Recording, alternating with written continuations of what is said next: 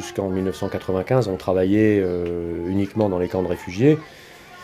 On s'est rendu compte à partir de 1995-1996 que le paludisme affectait beaucoup plus des populations qui étaient en dehors des camps de réfugiés. Vous, François Nosten, acteur de la recherche, c'est à ce moment-là que vous décidez de vous engager aussi dans le domaine des soins. Les agences humanitaires, les ONG qui s'occupent de la santé des réfugiés dans les camps de réfugiés n'ont pas vraiment vu cette population de migrants arriver. Et il s'est créé une espèce de vide sanitaire parce que les conditions économiques, les conditions de vie de ces gens qui sont sur la frontière font qu'ils sont quand même assez vulnérables à toutes ces maladies infectieuses. Et puis, bien entendu, il y a des urgences au niveau de la prévention puisque très peu sont vaccinés. Donc, il y a des besoins élémentaires qu'on considère comme acquis pour n'importe quelle population, n'importe où, et qui ne sont pas remplis ici.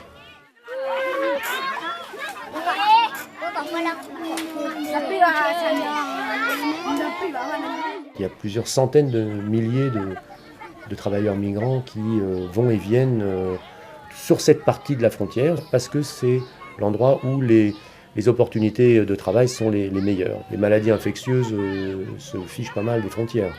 Et donc c'est un gros problème, par exemple, pour la propagation de la résistance, que ce soit la résistance du paludisme aux médicaments, que ce soit la résistance des bactéries de la tuberculose au traitement antituberculeux, etc., etc. Alors, est-ce qu'on peut enrayer cette progression et empêcher qu'elle gagne le reste de la Birmanie et donc le Bangladesh, l'Inde et le reste du monde, ce qui serait un désastre?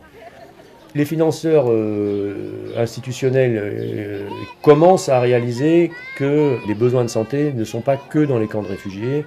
Peut-être que cette prise de conscience va générer un mouvement aussi de la part des acteurs de santé, c'est-à-dire des ONG, pour faire en sorte que les gens qui se déplacent d'un pays à l'autre, quelquefois de manière quotidienne, aient accès à un système de soins adapté à leurs besoins.